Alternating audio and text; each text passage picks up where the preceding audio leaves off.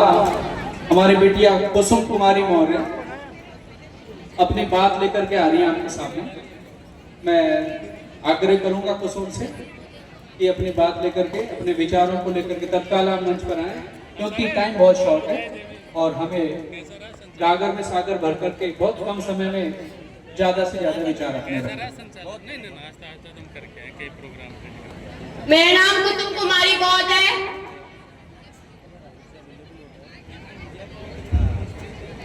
आदरणीय अध्यक्ष महोदय, आदरणीय मुख्य अतिथि एवं आदरणीय मुख्य अतिथिगण एवं कार्यक्रम में पधारे गए समस्त ग्रामवासी, माता बहनों एवं बाबा साहेब के अनुयायियों को मेरा सादर प्रणाम।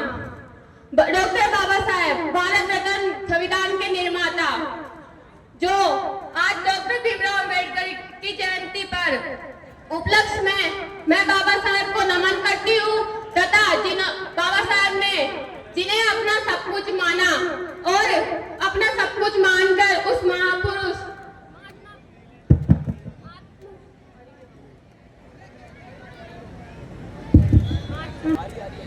महात्मा बुद्ध, जिन्हें उन्होंने सब कुछ माना, उन्हें मैं नमन करती हूँ।